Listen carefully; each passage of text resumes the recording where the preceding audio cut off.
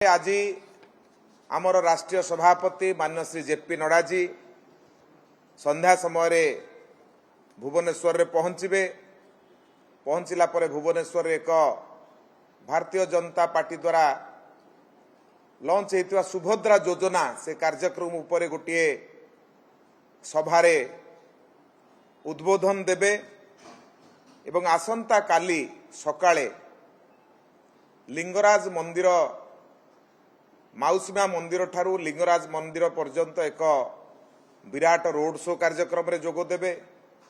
सेठू सरला परे पुणी पद्मपुर रे अपराह्न रे पद्मपुर रे गोटे साधारण सभा रे जोग देबे एवं पद्मपुर साधारण सभा परे सुंदरगढ़ साधारण सभा रे जोग देबे। से भली भाबरे 16 तारिख दिन हेमंत विश्व शर्मा आमर जे मुख्यमंत्री आपणकर आसाम रे अछंती तांकर 3टी स्थान रे 16 तारिख दिन सभा हबो। प्रथमे ब्रजराजनगर सभा करिवे, तापरे बणई रे सभा करिवे एवं तापरे बरगढ़ रो अताबिरा रे सभा करिवे एवं सेही दिन राति रे भुवनेश्वर रो जटणी रे मध्य गोटे सभा करिवे एवं सेही 16 तारिख दिन आमर छत्तीसगढ़ रो मुख्यमंत्री विष्णुदेव साय से मध्य गस्त करुचंती। तांकर गस्त से दिन प्रथमे सुंदरगढ़ रो तलसरा, बरगढ़ रो विजयपुर एवं बलांगीर रो बीर महाराजपुर एई भली भाव में 16 तारिख तांकर 3टी सभा अछि। 17 तारिख दिन मध्य हेमंत विश्व शर्मांकर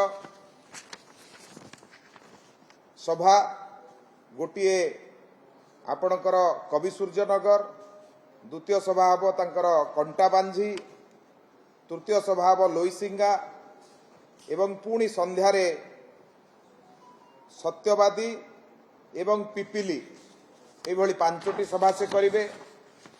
सेही भली भाबरे विष्णुदेव साय से मध्य आपणकर 17 तारिख दिन 2टी जगह सभा करिवे, सुंदरगढ़ एवं आपणकर राजगांगपुर। 17 तारिख मध्य से राजगांगपुर एवं वीरमित्रपुर 3टी जगह सभा करिवे। से भली भाबरे 17 तारिख दिन हेमा मालिनींकर गस्त हब। हेमा मालिनी भुवनेश्वर नॉर्थ भुवनेश्वर गोटे सभा करिवे, कटक किशोर नगर रे गोटे जनसभा को संबोधित करिवे एवं पिपिली रे मध्य गोटे रोड शो को जोग देबे। से भली भाबरे 17 तारिख दिन भजनलाल शर्मा आमर जे राजस्थान मुख्यमंत्री से मध्य ओडिशा रे 3टी जगह सभा करिवे। आस्कार सानखेमुंडी, कंधमाल दसपल्ला एवं कंधमाल जी उदयगिरी एभली 3टी स्थान रे करिवे।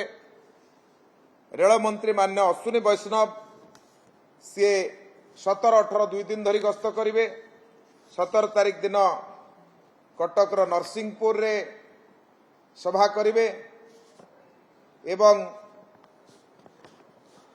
आठगढ़ रे सभा करिवे। 2टी सभा परे तापर दिन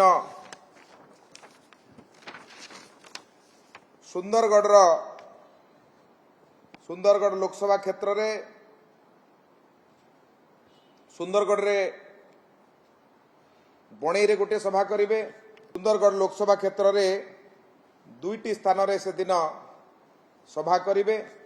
तेणु ये होउची आपणकर आज ठारू 15 ठारू 18 तारिख पर्यंत भारतीय जनता पार्टी रो विभिन्न नेता मानकर सभा एवं आउ गोटे सभा होउची 17 तारिख दिन अमित शाह जी राउरकेला रे मध्य सभा करिवे। तेणु जो भली भाबरे भारतीय जनता पार्टी ओडिशा रे सरकार करिवो, ओडिया अस्मिता आज विपद रे। आज प्रधानमंत्री नरेंद्र मोदी को गरीब कल्याण कार्यक्रम जहा लोकमानक पाखरे पहुंची पारु नाही ताहा किभली भाबरे पहुंचीबो सेथिपाई आज समस्त केंद्रीय नेतृत्व चिंतित एवं प्रयासरत। तेणु समस्ते आसुचंती ओडिशा रे डबल इंजिन सरकार प्रतिष्ठा करिवा पाई। सबु नेता माने मध्य द्वितीय पर्याय रे निर्वाचन प्रचार कार्य रे जोग दउचंती।